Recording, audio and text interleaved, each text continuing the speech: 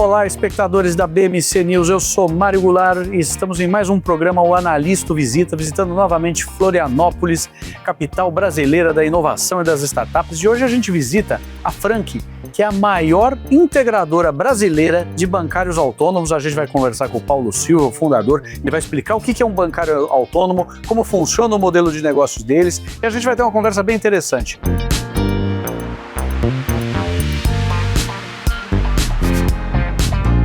Esse é o Eduardo Teske, coordenador de comunicações da Frank, que vai levar a gente para dar uma volta aqui pela empresa. Vamos lá? Vamos lá, Mário. Vem comigo.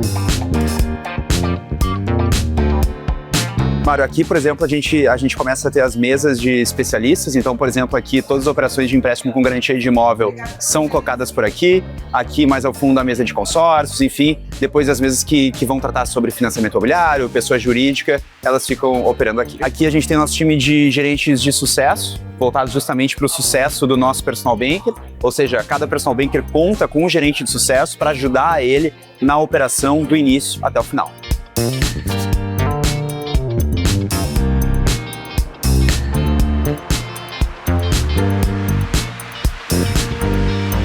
E no episódio de hoje a gente vai conversar com o Paulo Silva, CEO e fundador da Frank, que é a maior plataforma de bancários autônomos do Brasil. Como vai, Paulo? Tudo bem? Muito obrigado por receber a gente aqui.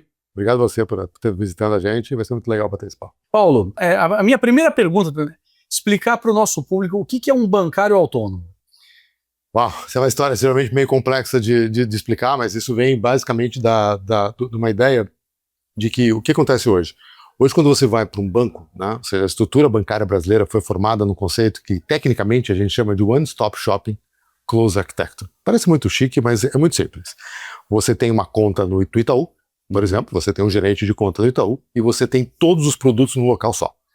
Então você tem o gerente do banco que te vende o seguro, que te vende a conta corrente, que te faz análise de investimentos, que faz crédito imobiliário, faz todos os produtos em apenas um local. E é assim que a estrutura bancária brasileira foi formada. O One Stop Shopping, porque é muito conveniente, você vai no lugar e tem todos os produtos, né? Apenas com uma pessoa cuidando para você de todos aqueles negócios, né? Mas ele é Close Architecture. Em outras palavras, só tem produtos do Itaú, conceitualmente. Assim foi montado o sistema bancário brasileiro. Quando você vai para lá para fora, o que a gente tem é uma situação completamente diferente. Você não tem a conveniência de one-stop shopping. Na verdade, é normal para o americano ele ter investimentos no lugar, cartão de crédito no outro, conta corrente no outro, ou seja, tudo aberto. Né? Você perde a conveniência de ter tudo num lugar só. Mas, por outro lado, você tem a vantagem da arquitetura aberta. Ou seja, quando você fala de crédito imobiliário com corretor de crédito imobiliário americano, ele vai ver todos os produtos que você tem disponível no mercado, parecido com o que acontece com o corretor de seguros no Brasil, né? Que você fala com um e ele vai ver qual é a melhor seguradora que faz sentido para você. E esse cara é independente. Né? O que a gente montou e que a gente vem montando na Frank é basicamente você, em vez de falar com um gerente do Itaú, né, que verifica todas as suas necessidades e vende produto do Itaú, você vai falar com um bancário independente, ou seja, que está desconectado daquela plataforma do Itaú, e ele vai ver o melhor produto disponível para você no mercado. Então você une as duas coisas. Você, por um lado, tem a conveniência de ter um cara que confia, que conhece você, que está do teu lado, pensando nas tuas melhores soluções, e ele olhando todas as opções do mercado. E para a gente isso é o que é o bancário autônomo. Perfeito.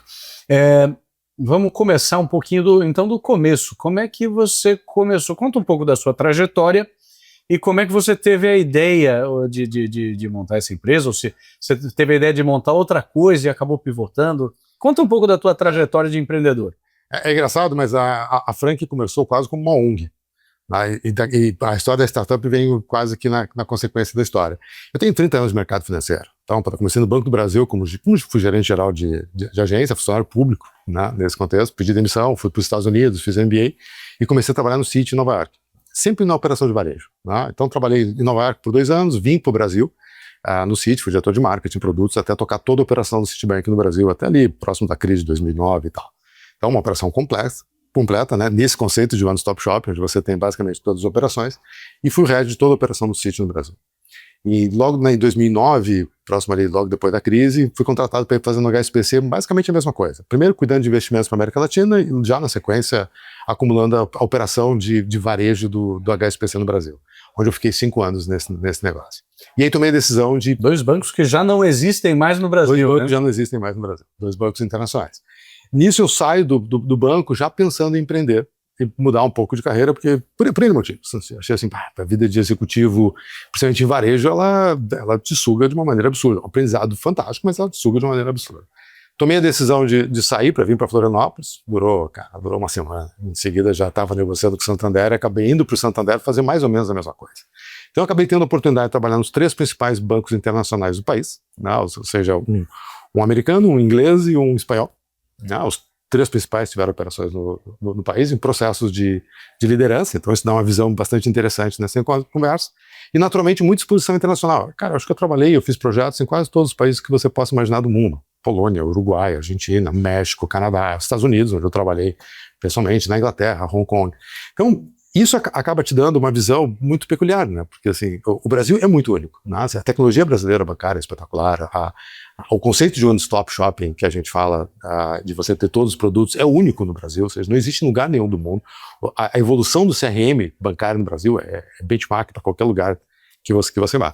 Então, o contexto brasileiro tem uma peculiaridades muito próprias. Por outro lado, você tem várias modernidades acontecendo lá fora, que eu tive a oportunidade de vivenciar de uma maneira ou de outra, ou com troca de informações com colegas, ou visitas ou projetos em diversos países, e a partir desse momento você começa a ver essas coisas out of the box. Né? Porque assim, poxa, tem um negócio no Brasil que é muito bacana, mas, cara, tem várias coisas lá fora que poderiam ser incorporados dentro desse conceito, desde que você respeite a peculiaridade local. Então, eu acho que essa visão facilitou muito toda essa conversa. Então, esse é o primeiro pedaço. E aí, quando eu tomo a decisão de sair do Santander, então, definitivamente, assim, deixa eu pensar em empreender, assim, é uma decisão complexa, né? Porque, para pensar na minha carreira, eu fui funcionário público, executivo de alta performance, agora e vamos empreender. Né? Então, são 3 viradas bastante importantes.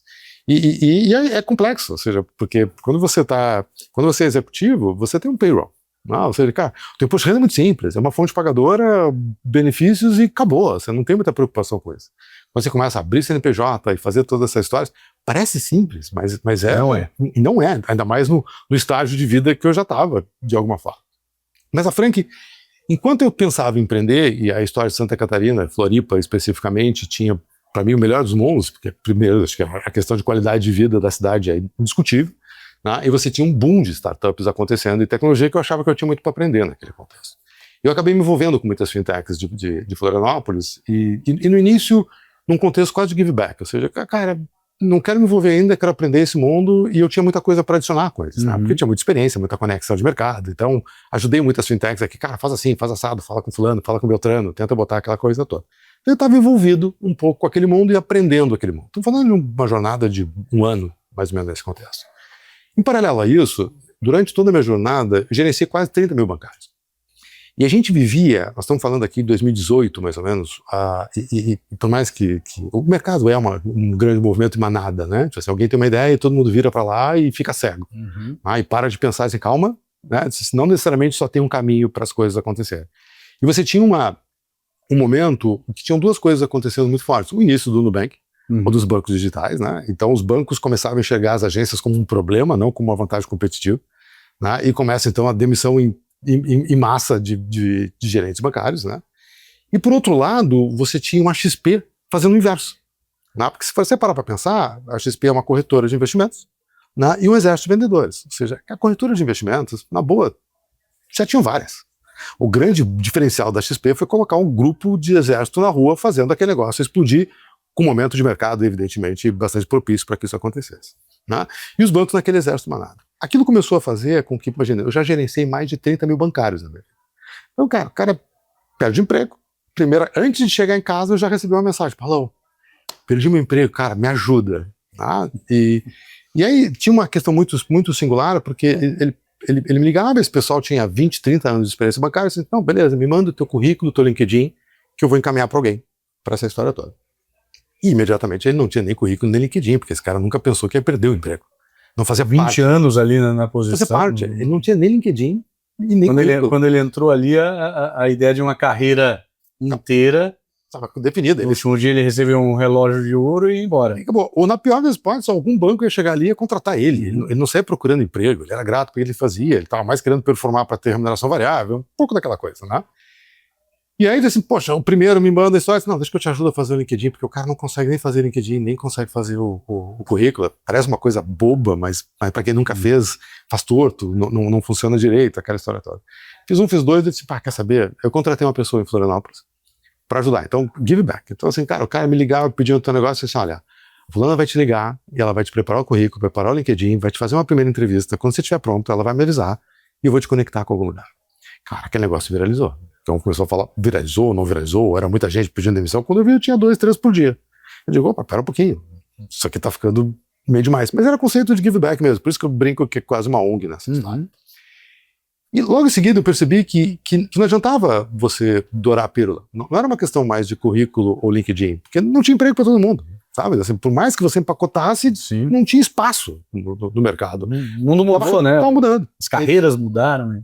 E aí aquele negócio parecia assim, poxa, cara, qual é a alternativa? Porque eu sempre vi no bancário, e na essência, evidentemente que bancário a gente pode falar de bons e maus bancários, todo mundo teve um gerente dos sonhos e um gerente que foi um horror. A gente sempre diz assim, o bom não é o banco, é o gerente que faz a diferença, de alguma forma, né? Mas assim, a essência de bancário para mim sempre teve muito valor. Eu vivi tanto sendo o agente operador, como líder de alguma forma, e para uma pessoa que seja advogado, seja médico, seja qualquer cidadão, né, assim, a grana é importante. Né, e você poder. E o sistema financeiro é complexo. Então, você ter alguém que possa pegar pela tua mão, não, vamos fazer um crédito imobiliário, vamos fazer isso, fazer aquilo, vamos fazer um empréstimo para outra empresa, cara, vamos fazer um seguro, que possa te orientar, tem muito valor. Né, e é difícil você fazer isso via máquina, né, dentro desse contexto. Então, para mim, o bancário tinha muito valor. Esse é um pedaço da história. Eu me lembrava que por outro lado, em todas as fintechs que eu conversava, que me chamava muito a atenção a velocidade que eles construíam produtos. Cara, isso era incrível, porque nos bancos são olhados para a construção de produtos pelo legado que existe. Então eu chegava aqui e o cara disse, não, tô com 4, 5 moleques, uma coisa nós estamos botando um consignado. E ele botava, com alta digitalização, com alto sistema, uns produtos maravilhosos. O grande problema que ele tinha era a distribuição, porque a distribuição digital era questionável. Começou a ficar crowdado, o Google começou a crescer custo, aquela história toda, tinha um problema de distribuição. E todos que eu falava assim, cara, preciso arranjar alguém para me ajudar a distribuir. Porque o produto está pronto. Tá? E aí eu paro para pensar e dizer assim, poxa, eu tenho uma massa de pessoas aqui que tem clientes que confiam neles e que tem um conhecimento instalado que pode ser colocado em prol da sociedade. Você tem várias instituições financeiras sendo formadas com soluções que é extremamente importante que a sociedade entenda para que possa consumir, que é uma das grandes buscas do próprio Banco Central, e eles têm problema de distribuição. E quando a gente fala com o consumidor está dizendo assim, poxa, não tem com quem falar. Eu digo, opa, essa coisa toda dá para juntar. Né? E aí, quando a gente começa a pensar em juntar esse negócio todo, a minha visão é o seguinte, tá, mas no Brasil, diferente do que tem lá fora, eu não posso fazer um gerente bancário de crédito imobiliário. Não faz sentido, porque o que ele tem é um cliente, ele não tem um canal. Isso faz sentido quando você está numa imobiliária, por exemplo, que você tem um canal e você tem que financiar os imóveis, ou quando você está numa concessionária de automóvel, como já acontece hoje. Isso não precisa de um gerente bancário para fazer aquilo. O gerente bancário, o cara conhece o cara, que vai identificar que precisa do financiamento do automóvel, que é oportunidade para aquilo. Então esse cara, para sobreviver, precisaria ter todos os produtos. E isso era complicado. Né? Porque colocar todos os produtos numa plataforma só, unindo 50 instituições financeiras com processos diferentes, com compliance diferentes, com certificações diferentes, é uma coisa bastante complexa. Né? Então, aí nasce a ideia, digamos assim, de fazer a Frank. Quando a gente começa esse processo, que eu acho que é a parte mais interessante dessa história toda, para mim era muito óbvio. Tem um monte de gente a fim de trabalhar, né? Tem um monte de clientes querendo consumir, tem um monte de instituições financeiras querendo distribuição. Eu vou reunir um grupo com 40 vendedores, com 10 instituições, eles vão se organizar, a gente faz, sabe, um colegiado e eles vão se organizar e isso vai andar sozinho, isso não é um business. Eu, pelo menos, não queria que fosse o meu business para aquela história. Quando eu comecei a convidar vendedores, explodiu a quantidade de vendedores que tinham interesse naquela história. Rapidamente eu já tinha 40, 50 pessoas interessadas naquela história, um monte de instituições financeiras para encaixar. Mas, cara, quando começamos a conversar, a conexão era um inferno. Um inferno. Aí parte, esse é um negócio. Porque toda vez que você tem uma demanda muito grande, que é fácil de você suprir, você não tem o negócio, porque você vai ser copiado. Quando você tem uma demanda absurda, e é muito complexo de construir, aí você tem um negócio, porque você tem barreira de entrada, e eu tinha consciência que era muito complexo alguém construir que não fosse eu ou alguém no meu nível que tivesse conexões para fazer isso, e aí nasce a Frank, e assim a gente começa a jornada de construção da empresa. Nós estamos conversando aqui com o Paulo Silva, CEO e fundador da Frank, a maior integradora de bancários autônomos do Brasil. A gente vai para um rápido intervalo e já volta.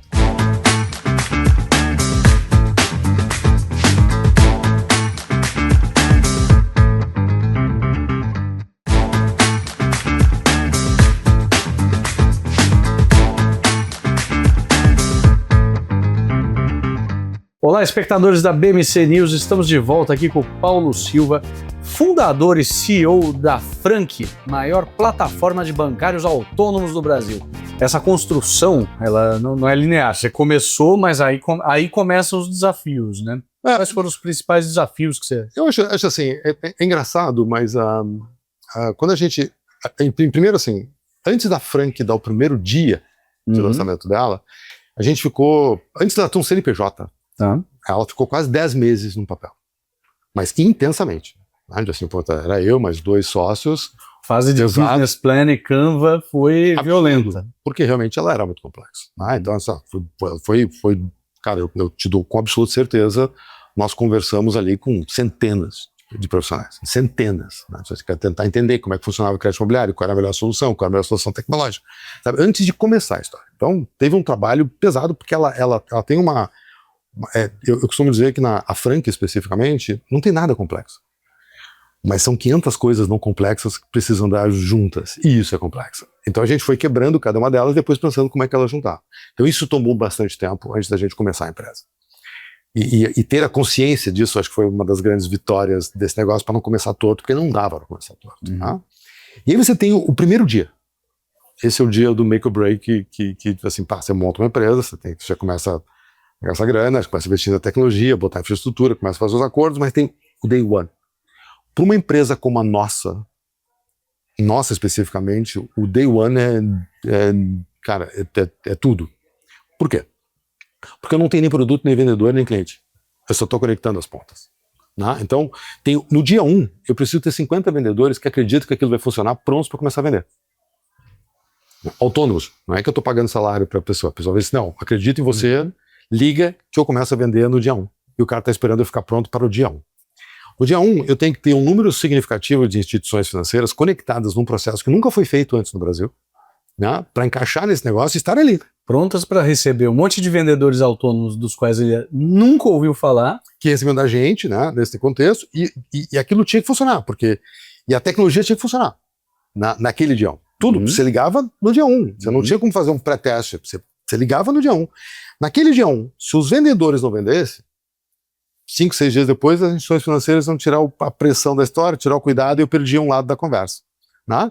E aí eu não conseguia mais trazer vendedores. Né? Ou se os vendedores chegassem, as instituições financeiras não processassem, eles iam embora. Ou se os dois estivessem aqui, meu sistema caísse, eu ia ter que marcar um outro dia, que aí fica tudo muito mais complexo. Já criou uma crise de credibilidade aí. Né? Então, assim, o D0 era o dia assim que eu lembro até hoje, foi 22 de outubro de 2019. Assim, foram todos os vendedores no cinema aqui em Floripa, as instituições financeiras conectadas, um monte de instituições financeiras aqui, e a operação roda e você começa a ver o gráfico acontecer. E isso pra gente foi o ponto mais maravilhoso, porque tudo funcionou. Ou seja, nós tínhamos lá os 40 vendedores, nós tínhamos as instituições financeiras, eles começaram a vender, a máquina rodou, fez os pagamentos e tudo funcionou no primeiro dia. E aí, a partir dali, a gente passa por uma segunda fase nessa conversa, porque aquilo rapidamente um vendedor começou a falar para o outro, a instituição financeira começou a falar para o outro, e aquele negócio, cara, a gente atingiu 500 vendedores em 4 meses. Isso é um absurdo. Né? E aquele negócio voando, e naturalmente ninguém entendia do negócio, porque eu não podia traz um cara experiente não existia experiência. Né? Você tinha que criar tudo era pensado. Então, você tinha um desespero de suprir a demanda, segurar a demanda até de alguma forma. Então, naqueles primeiros dias. Quando a plataforma estabiliza, eu acho que assim, agora acho que a gente conseguiu chegar no primeiro ponto do start dela, digamos assim, que a máquina está funcionando e que a gente assim, estabilizou, Covid.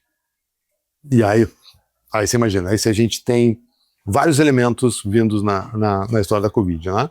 O primeiro deles é que a gente precisa aprender a trabalhar remotamente. Né? E parece simples, mas para uma empresa que tem muito brainstorm, isso era um grande desafio, porque é uma empresa estabelecida. Cara, brainstorm, você está o tempo todo na parede riscando coisas. Então, você mal começa, arranca, tem um monte de vendedor, um monte de instituição financeira e crise. Você tem já na Covid mudanças dos critérios de aprovação, esteiras e de estratégias de negócio de todas as empresas que participam com você. E você tem que tentar sobreviver, porque se você desligar aquilo, você tem o D0 de novo. Tá? E aí foi, Carlos, assim, os momentos mais duros que a gente tem nos primeiros 6, 7 meses, que foram muito duros para a empresa, mas foram muito importantes para o futuro dela. Porque de alguma forma a gente começou a aprender a trabalhar remotamente. Até então a gente fazia treinamento de vendedores presencial, a gente teve que dar um jeito de fazer à distância. Então várias outras coisas que acabaram acelerando com aquilo ali que permitiram a segunda fase de escala, digamos assim, da empresa. Então esse é o segundo passo dessa conversa. E a empresa vai. E o que é interessante durante todo esse, tirando evidentemente essa primeira fase, que é esse levanta ela de alguma forma, a gente começa depois a passar por alguns elementos numa segunda fase dela que são muito interessantes. A primeira delas é explicar o que você faz. Cara, parece uma coisa boba. Eu brinco com meus funcionários quando eles chegam novos aqui, tá, o que você falou pra tua mãe? O que é a Frank? Puxa, então cada um acha um jeito de explicar.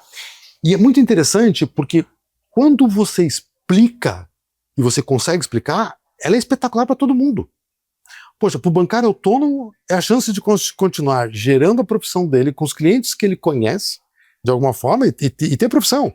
Eu brinco que é muito interessante, assim, não tem ex-bancário. Se você perguntar para um pedreiro, o que você faz? Eu sou pedreiro. Aí, onde é que você está trabalhando? Eu estou desempregado. O que você faz? Eu sou engenheiro. O que você está fazendo? Estou desempregado. Você pergunta para o bancário, o que você está fazendo? Eu estou desempregado. Ele não diz, eu sou um bancário. Porque para ele, isso é bancário se ele tem uma instituição. Você criou a possibilidade do bancário empreender. Isso é muito legal, mas você tem que explicar. Até para o bancário. Cara, deixa eu te explicar. Você vem para cá, você vai operar assim, vai ser mais ou menos igual ao banco. Ainda não é perfeito, porque a gente está em evolução, mas, cara, já dá para arrancar por aqui e você consegue fazer. Tem uma explicação. Tá? Você tem para o consumidor, quando você explica para o consumidor, olha, em vez de você falar com o gerente do banco A, que não é o teu gerente, é o gerente do banco, agora você vai ter o teu gerente cuidando das tuas coisas em todos os bancos, né, que a gente usou oferecendo as melhores coisas de cada um. E te explicando e fazendo isso na tua casa e no teu tempo, porque ele precisa fazer aquilo e você não vai pagar nada mais por isso. O consumidor diz, não, onde é que tá o truque dessa história? Porque tá bom demais. Mas você tem que explicar. Né? Então, assim, o explicar, a quantidade de vezes que eu expliquei a Frank é tranquilamente milhares, né? Tanto para os vendedores que chegavam, para as instituições financeiras como conectar. Então aí você passa um outro desafio da inovação. Tá? E você tem um terceiro elemento nessa conversa, que é mesmo dos fornecedores. O Brasil sempre teve, os bancos brasileiros sempre teve canais externos. Sempre tiveram. Tá? Mas sempre foram focados em baixa renda e com alto nível de fraude. Me lembro que eu estava lá do outro lado nessa história. É a primeira vez no Brasil que você cria um canal externo de larga escala, com baixíssimo nível de fraude e com alta renda, ou seja, ativos de altíssima qualidade. A renda média dos nossos clientes é R$20 mil. Né? Então, assim, e aí os bancos começaram a dar um nó. Porque sabe aquele negócio, o cara passou a vida inteira trabalhando em osso, nos canais externos, começa a cair filé, ele não sabe como é que processa? Parece simples, mas é diferente nesse contexto. Então, no final das contas, você tem uma empresa que é todo um ecossistema. Eu não tenho vendedores, eu não tenho produtos, eu não tenho cliente. Eu só conecto as 3 pontos, eu preciso explicar para as 3 pontos o que elas fazem e aprender dentro desse contexto. E aí eu acho que tem um outro aprendizado na história que eu acho que a gente é muito fiel a ela. A inovação tem o seu tempo. Se você acelerar demais, você quebra. Porque se você for muito rápido na inovação, o consumidor não está preparado. Então você tem que, às vezes você segura a inovação porque ela tem que cadenciar. Tem um monte de coisa que a gente gostaria de lançar que aceleraria o processo e assim, cara, não está preparado ainda. A gente sabe onde quer chegar, mas a gente está educando e evoluindo dentro do processo. Então, acho que todo esse arsenal, digamos assim, de cuidados, né, de saber o que você está construindo para não errar no D0, para evitar idas e vindas nessa conversa, ter a consciência que você tem muito que aprender, então escuta todo mundo que você puder para esse processo e ter consciência das etapas que a empresa precisa fazer para não ir muito rápido, para não ir devagar, que você tem responsabilidade com a história, eu acho que é um dos grandes elementos dessa jornada de construção. E dali para frente, como é que esse processo evolui? A partir do momento que começou a dar certo, o que vocês foram agregando aí? Eu acho que assim, o que acontece a partir do momento que você vai evoluindo, você vai aprendendo. Né? Você vai aprendendo como empresa, você vai aprendendo os processos, você tenta de um jeito. Como você tem vários componentes, né? Todos eles têm o seu MVP, seu momento de estruturação, seu momento de escala e maturação, de alguma forma. Todos eles. Então, como você treina, Porque se você olhar a Frank, você vai visitar aqui, ela não chega a ser uma empresa, é quase um ecossistema. Eu tenho uma EduTech, cara. Porque afinal de contas eu preciso treinar em larga escala mais de 200 vendedores que entram aqui todos os meses. Eu tenho quase eu tenho uma HR Tech, porque eu tenho que fazer entrevistas de 10 pessoas a cada hora aqui dentro para ver se elas são adequadas, se elas encaixam dentro do perfil para poder ser colocado. E tem que ter tecnologia nessa conversa. Eu tenho uma fintech de crédito imobiliário conectado em todos os bancos brasileiros com um processo todo digital que tem que ser construída especificamente para a nossa necessidade, porque as necessidades que existiam no mercado eram outras. Sim. Eu tenho uma de home equity hoje que permite, por exemplo, que um consumidor que deveria levar 3 semanas para conseguir fazer uma avaliação em 4, 5 locais, que é extremamente importante para a operação de home equity, faça uma avaliação prévia em 30 segundos. Então, quando você olha isso, é quase que você dizer o seguinte, a Frank em si já é um ecossistema, tem um sistema de split de pagamento, que é uma fintech para fazer split de pagamento. Então, dentro da Frank você já tem quase que 8 startups entrando juntas, conectadas em 50 instituições financeiras. Então é um ecossistema. Perfeito. De alguma forma, né? E fazer esse ecossistema todo trabalhar, como nunca tinha sido feito antes, é teste, MVP, desenvolve, vai com cuidado, consolida uma peça. Essa disciplina, mais do que não fazer do que fazer, eu acho que é a grande vitória da nossa construção. Nós estamos aqui conversando com o Paulo Silva, CEO e fundador da Frank, maior integradora de bancários autônomos do Brasil. A gente vai para um rápido intervalo e já volta. Fique com a gente.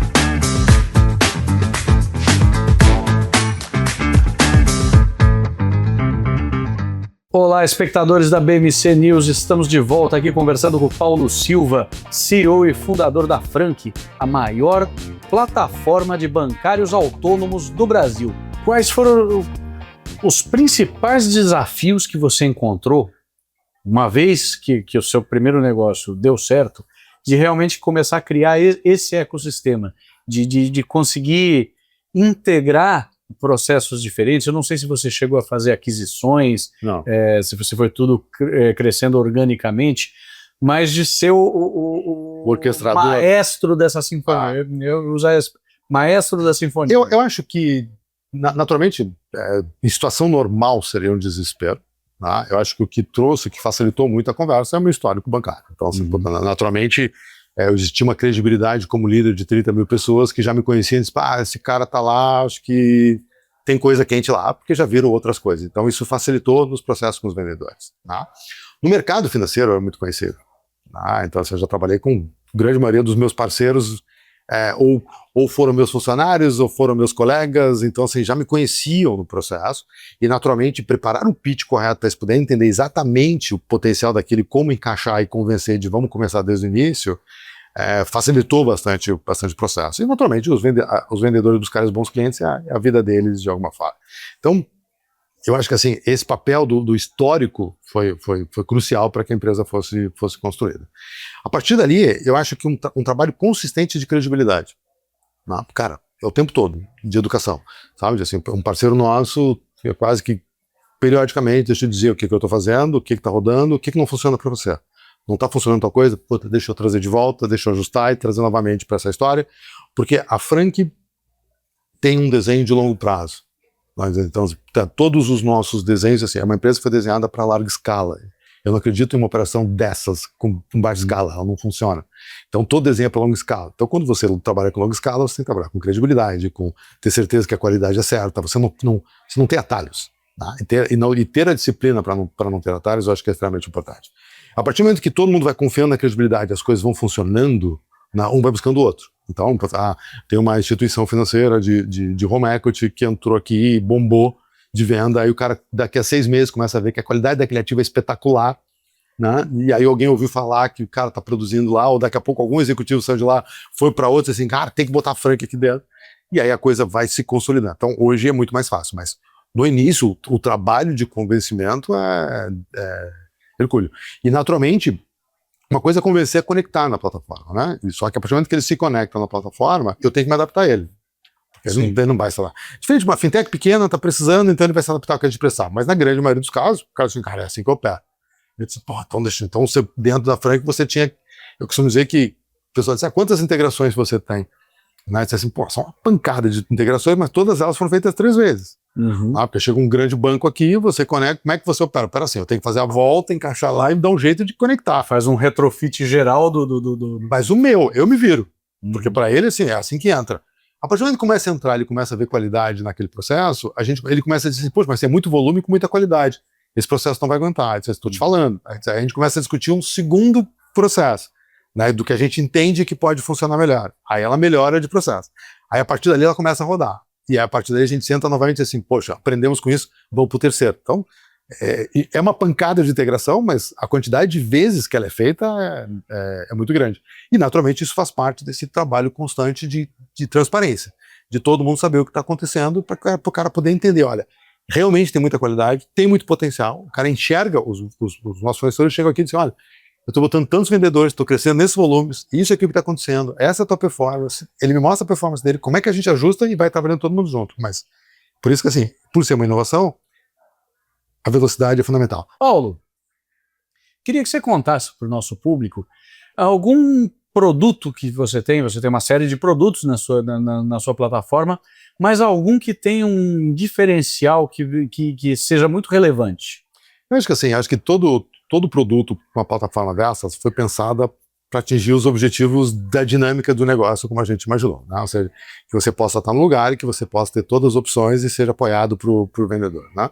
Eu acho que um bom exemplo aqui é o produto de home equity. Eu particularmente sou apaixonado por esse produto, né? Que é o crédito com garantia de imóveis, né? Acho que primeiro ele tem naturalmente pela evolução, é um produto novo no Brasil, né? Mas ele tem uma evolução de mercado, uma expectativa absurda pela frente. Se você pegar sobre qualquer aspecto, ele vai ser 20, 30 vezes maior do que é hoje nos próximos 10 anos.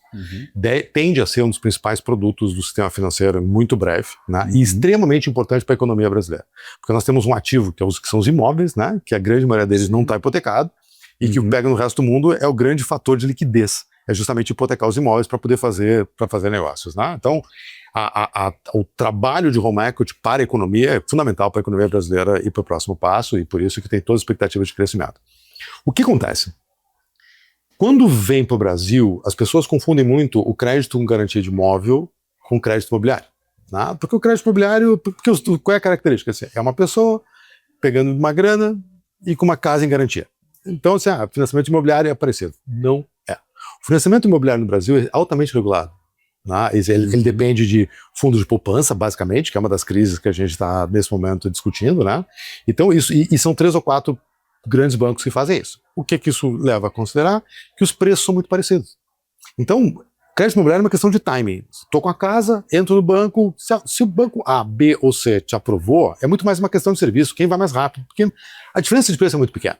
Tá? Quando você fala de crédito em garantia de imóvel, ele tem um conceito de risk-based price, o funding é free. Então, a oferta pode ser absurdamente diferente de um banco para o outro, porque ele leva em consideração a liquidez do imóvel, a garantia do imóvel, o risco do cliente. Ele é risk-based price. Então, você pode pagar o dobro se você tomar no lugar errado. Então, você tem que shopping around, ou seja, você tem que olhar em 5, 6 lugares. Tá?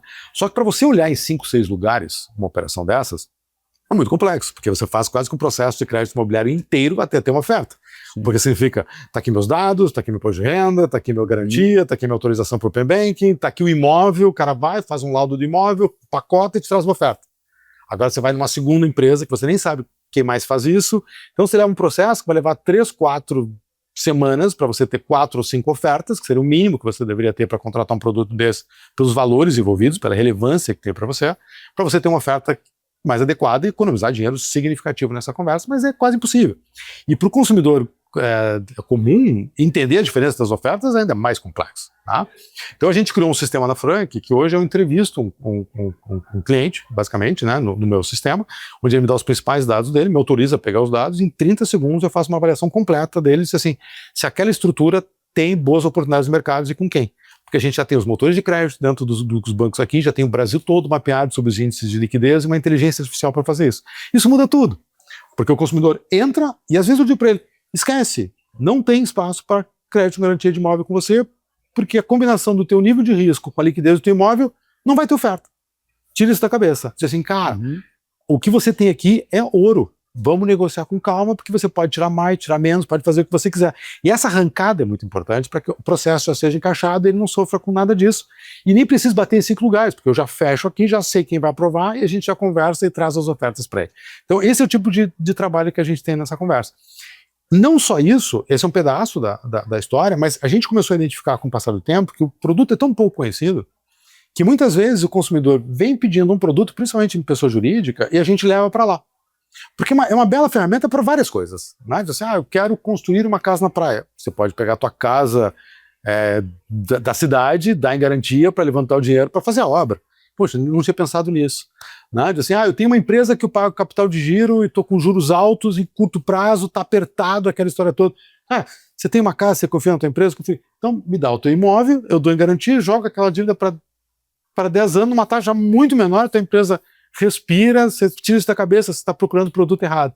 Então ele acaba sendo uma ferramenta para várias coisas, mas para fazer isso, você tem que ter alguém independente, não falar apenas com o banco, e que discute. Então assim, eu quero dinheiro, me explica para quê? Opa, acho que para você o crédito com garantia de imóvel, vamos preencher isso aqui em 30 segundos, tem potencial, opa, vamos fazer. Por isso, hoje somos o maior distribuidor de crédito de garantia de imóveis do país. Paulo, e como é que você vê o futuro do teu negócio dentro do contexto de Brasil, ou eventualmente, se você tiver algum plano de internacionalização no contexto internacional? Conta um pouquinho como é que você vê o futuro da Frank. Eu acho que antes de falar do futuro da Frank, acho que vale a pena falar futuro. Eu não tenho dúvida do futuro do mercado. Evidentemente que eu torço para que a Frank lidere essa história, né? O que acontece? A arquitetura aberta, ela tem que vir forte para o mercado financeiro e o Banco Central está liderando essa história, mas, por sinal, líder mundial de exemplo de como fazer essa coisa acontecer. E a arquitetura aberta é o cliente ter mais opções. Né? Isso tem, porque se você parar para o conceito central do Open Banking é basicamente dar poder de escolha ao cliente. Né? O início ali na portabilidade. Portabilidade lá atrás. Se você pegar o próprio seguros lá atrás de automóvel, que você pega a bonificação de um para levar para o outro, sabe? São os passos iniciais de você criar de poder de escolha. Naturalmente, os birôs de crédito americanos são um exemplo diferente de fazer isso. E o Open Banking é a maneira mais sofisticada de fazer essa coisa acontecer, onde você pega todos os seus dados e você dá para alguém e diz assim, esse sou eu, me traz uma outra oferta para competir. Qual é a minha visão? O Open Banking só funciona se você der os teus dados para um agente independente. Pensa bem. Se eu pegar meus dados e der para o banco A, o que o banco A vai fazer? Ele vai pegar os meus dados para me fazer uma oferta baseada no que ele tem nessa história. O certo é você dar os teus dados para um advisor, de alguma forma, e ele poder olhar esses dados todos e dizer, cara, sai do banco A e vai para o banco B, sai do banco B e vai para o banco C, troca para o produto Z ou X. Uma pessoa que está do teu lado pegando os teus dados para jogar. Então, o Open Banking, por conceito, por isso a conversa de Super App, aquela história toda, deveria estar na mão de um advisor. Né? É assim que funciona, sem tecnologia, os family office. Né? Na verdade, você chega lá, você bota todos os teus dados, todos os sistemas, para gente com muita grana, né? E eles basicamente olham tudo que você tem no mercado, eles não te vendem produto nenhum, eles só te dizem, tira de tal banco, bota tal, manda comprar teu negócio, faz a negociação. Só que isso, de alguma forma, é inviável para a população, por exemplo, porque isso é muito caro. Né? O que a gente acredita? O que eu acredito nessa conversa? Né? Que a gente está num momento que é um perfect store. Porque você tem estruturação de dados vindo pelo Open Banking, chegando no limite de realmente ser usado de mais larga escala, inclusive com Super App, e você está vendo aceleradamente com inteligência artificial. Dados estruturados com inteligência artificial é construir a financeira perfeita dentro desse contexto. Né? Então, o que eu realmente acredito é que o vendedor, o agente autônomo, de alguma forma, ele vai ser o que se chama da primeira milha e a última milha de uma negociação. Né? A gente usa muito o exemplo do advogado. O advogado do futuro, ele vai ter uma reunião com você para entender o problema. Ele vai pegar o problema, vai botar no sistema, o sistema vai preparar o processo e ele vai na audiência. O bancário do futuro, para mim, ele vai entender o teu problema, vai colocar numa máquina, com os dados de Open Banking e inteligência artificial, a máquina vai trazer as possíveis soluções, ele vai participar com você para definir a negociação final. Então, esse para mim é a tendência. Então, a tendência do futuro, para mim, é bancários autônomos em larga escala, Open Banking full, inteligência artificial plotada nessa conversa toda, e naturalmente isso trazendo outra dinâmica para o mercado. E por sinal, o que é mais interessante do que eu estou te dizendo para o Brasil é que se você olhar os papers, principalmente dos venture capitals lá dos Estados Unidos, que quando a gente começou todo mundo dizer que o bancário acabou, o que mais cresce nos Estados Unidos são financial advisors nesse momento, com toda a inteligência artificial, porque a produtividade deles está aumentando. Porque a partir do momento ele era caro, então às vezes não compensava para todo mundo, com a inteligência artificial ele está conseguindo baixar para a população de menos valor e conseguindo entrar numa massa muito maior, a quantidade de financial advisors nos Estados Unidos vem crescendo significativamente. Tanto que empresa como a Altruist, por exemplo, nos Estados Unidos, acabou de virar unicórnio fazendo basicamente isso, botando estrutura para financial advisors ganharem escala. Então assim, para mim, é evidente, sobre um formato ou outro, o futuro do mercado brasileiro, eu ainda acho que é o one-stop shopping, acho que no mundo o one-stop shopping demora um pouco mais para a questão de características, mas um lugar só, um open bank, arquitetura aberta com todos os produtos, inteligência artificial turbinando a alocação dos seus ativos ou das suas negociações de alguma forma. Trazendo as melhores opções para o cliente final. E isso te gera escala e eu acho que a presença de alguém acompanhando o consumidor nesse negócio vai ser fundamental por muito tempo, né? Até porque, como eu te disse, tem que respeitar a inovação, tem o tempo de cada um. Ou seja, uma coisa é você inovar tecnologia, outra coisa é você inovar em credibilidade, em tradição, em coisas desse tipo. E aí, só para contemporizar, essa para mim é o mercado, né? E naturalmente, o que a gente faz na Frank? Naturalmente, a gente está hoje, disparadamente, muito bem posicionado para dominar ou para ser o principal player desse mercado e evidentemente que a gente torce que consiga fazer isso. Você visualiza algum movimento de internacionalização da coisa? Não. Eu acho que o mercado brasileiro é gigante por si só, complexo por si só e tem muita aprender a complexidade de outro mercado sem uma experiência prévia. É muito complexo. Eu te digo que assim, até tem casos, a gente já foi, a gente tem vários convites, convite de Singapura, Portugal, do Uruguai, da Argentina, do Chile, México, para levar a Frank para lá. E até teve tinha um executivo de um grande parceiro nosso, português, que queria que a gente fosse junto. Eu disse, não vamos. E aí ele me disse assim, pô, então vou fazer aqui. Eu disse, pode fazer. E ele montou lá. Então assim, acho que vão surgir, já estão surgindo, né? Os Estados Unidos está surgindo, não copiar a Frank, ou seja, basicamente o mesmo modelo. Eu acho que vai acontecer em outros lugares, mas a transferência é muito complexa, né? E quando você pensa, você fala muito em internacionalização de empresas, principalmente na América Latina, mas é muito comum você ter uma empresa no Uruguai, você já começa no pitch, preciso internacionalizar, porque só no Uruguai eu não vou conseguir ser um unicórnio. Né? Se eu estou no Chile é a mesma coisa, então é um movimento natural. Quando você está no Brasil, é evidente, né? Nós estamos conversando aqui com o Paulo Silva, CEO e fundador da Frank, a maior integradora de bancários autônomos do Brasil. A gente vai para um rápido intervalo e já volta.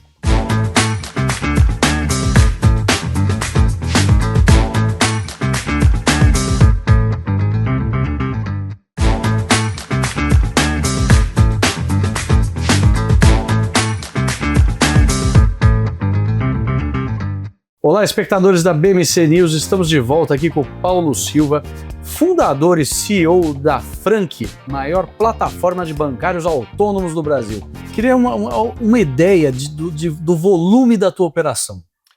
Acho que assim, acho que tem algumas coisas, acho que vamos pegar do início, seguir uma cadeia, né, nessa história. A nossa primeira preocupação sempre foi trazer bons bancários.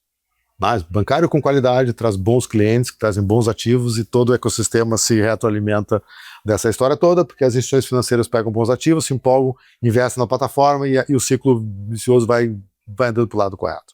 Tá? A primeira coisa que chama muita atenção é a qualidade e o volume de bancários que nos procuram. Só para você ter uma ideia, nós recebemos hoje 10 aplicações de bancários querendo ser parte da nossa plataforma por hora. Tá? Então, assim, desses, 30% a gente considera como não qualificados para o nosso sistema, porque não vieram de bancos premiums. Todos vieram do sistema financeiro. Você tem 7, é quase que 1 a cada 10 minutos, né, qualificados para essa história. Nós colocamos no ano passado 2.000 bancários na plataforma. Tá? Só para você pegar em termos de referência, se você pegar, acabou de ser um dado da Ancord, que a soma de todos os agentes autônomos de investimentos no ano passado, seja botar XP, BTG, Safra, todo mundo junto, Guide, pré-Safra e tudo mais, deu mais ou menos o mesmo número. Ou seja, o número de bancários que a Frank atraiu no ano passado é mais ou menos o mesmo número que todos os escritórios de investimentos somados do país. Tá? E o que chama mais atenção ainda, além do volume, que nós estamos falando de 2.000, e a gente já está numa crescente para buscar 3.500 no ano que vem, tá? E já está nesse trend, ou seja, vai vir, porque a demanda tem nessa história, é a qualidade e a senioridade desses caras. Todos eles foram bancários. A gente só aceita bancário que foi no mínimo 5 anos de banco comprovado, tá? Pela experiência, por todos os passos que a gente já conversou. A idade média deles é 43 anos. Tá? Então, tempo de experiência média, mais ou menos 20 anos. Então você vê que são... Então, com janela, né? Com janela de operação. Tá? 22% deles foram gerentes gerais de banco. Ou seja, olha o ponto nessa história toda. Mais de 20% deles já estão aposentados e que voltam a operar com a Frank, mantendo a sua credibilidade e seu espaço de tempo. Então, você pega um grupo muito qualificado, que mesmo quando você pega os agentes autônomos de investimentos, a gente pega a idade média, nós estamos falando de 10 anos a menos, uma turma mais jovem, muitos que nem foram bancários, que são formação direto para financial advisor, né? Modelo diferente. Provinha da Ancord. E alguma formação e está indo para aquela história. Aqui está vindo basicamente o bancário raiz, que é um pouco do conceito nas plataformas. Então, chama muita atenção o volume desse negócio. O segundo ponto nessa conversa é a qualidade dos clientes que eles trazem. A gente recebe mais ou menos uma proposta, e não uma proposta para uma conta digital inativa. É uma proposta de negócio, com tickets médios e média o dobro da média de mercado, seja de crédito imobiliário, de home equity, operações de meio milhão, 1 milhão, né? Até porque a renda média dos nossos clientes é por volta de 20 mil. A gente recebe hoje uma proposta a cada 2 minutos. Então, isso é um número muito relevante. Se você pegar clientes com mais de 20 mil de renda, nós trouxe com propostas no ano passado, vieram mais de 60 mil.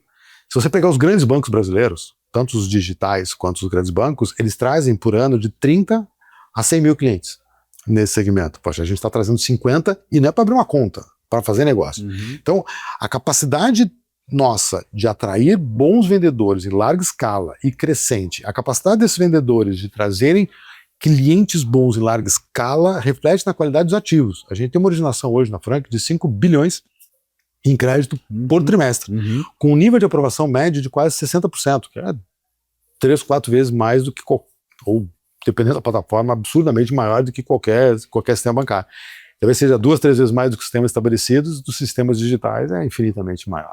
Então, alta capacidade de atrair bons vendedores, alta capacidade deles trazerem bons clientes e qualidade de ativos espetaculares e que começa a trazer cada vez mais parceiros para a plataforma. Paulo, a gente falou aí muito da tua jornada empreendedora, né?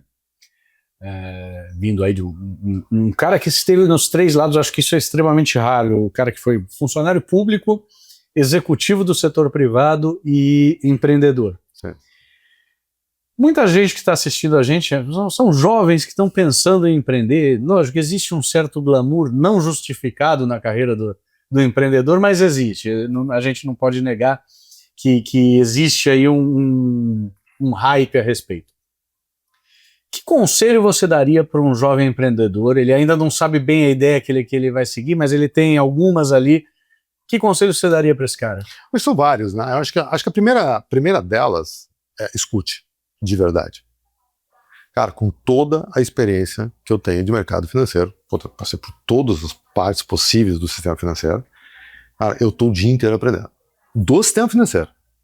Fora a parte de tecnologia, mas escuta de verdade, sabe? Assim, não, escuta. E quando eu falo escutar, não é conversa. Porque muita gente conversa e fala. Sabe? Escuta. Escuta. Você tem o volume de coisas que você vai ter que aprender é muito grande. E se você não aprender, você vai aprender, o aprendizado vai custar caro. Ou você vai fazer uma bobagem que vai custar caro, você vai ter que voltar, ou alguém te alertou e você realmente, como assim? Você pensou, digeriu e tanto isso aqui, você evitou aquilo ali. Você vai ter erros. Não tenha dúvida, mas, poxa, tenta reduzir isso escutando, perguntando, ouvindo, mas ouvindo de verdade. É fundamental nessa história. A segunda conversa não pense que o sucesso está numa grande ideia. Cara, essa ideia aqui que a gente teve, talvez tenha tido vários outros que tiveram. Quando você tem o executivo, você pô, cara, eu tinha tido essa ideia lá atrás. Era para ter feito assim. A ideia é o de menos. Exagerando o contexto. O desafio é a resiliência e a capacidade de execução no dia a dia. Tá? E você não vai construir isso sem um bom casting. Tá? Então, assim, prepare-se para montar o time dos sonhos. Porque se você errar no time, não vai funcionar. Se você não acreditar no teu time, não vai funcionar. Então, assim, escolher o time certo. Ouvir todo mundo que você puder dentro dessa jornada, para mim são os 2 grandes conselhos. E pro empreendedor que já está empreendendo e levou a primeira paulada na cabeça, está ali atordoado, tentando levantar, respirar fundo, e agora o que eu faço?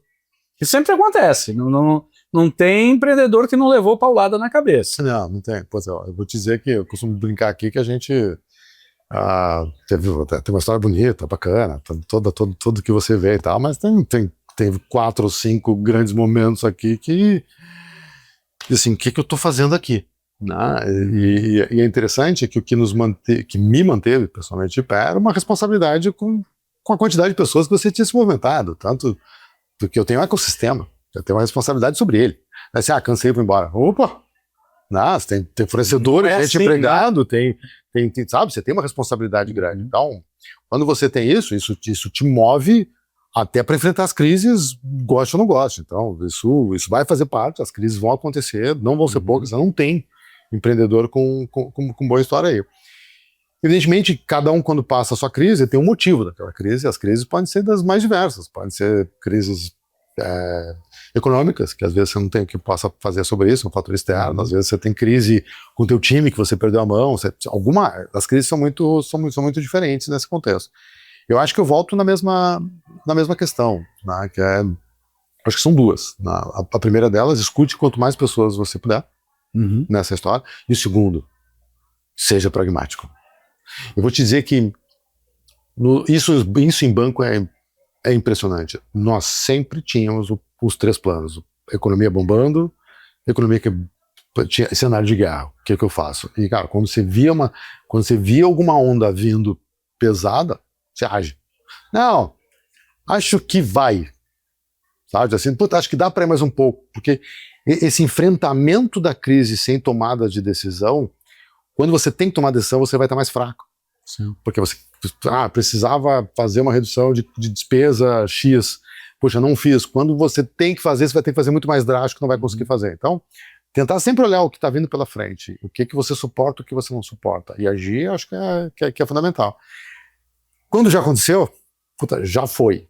Né? Assim, estou no meio no cenário de desespero do que eu faço. Cara, é bater papo com gente para ver se tem alternativa ou assumir que não vai rolar. Muito bem, espectadores da BMC News, nós estivemos aqui conversando com o Paulo Silva. Muito obrigado, Paulo, uma bela conversa, muito interessante. Visitamos aqui a Frank, maior integradora de bancários autônomos do Brasil. A gente fica por aqui, mas semana que vem a gente volta trazendo aí novas empresas, novas instituições com o melhor da inovação, da ciência, da tecnologia, do empreendedorismo e de carreiras. Até mais, um abraço!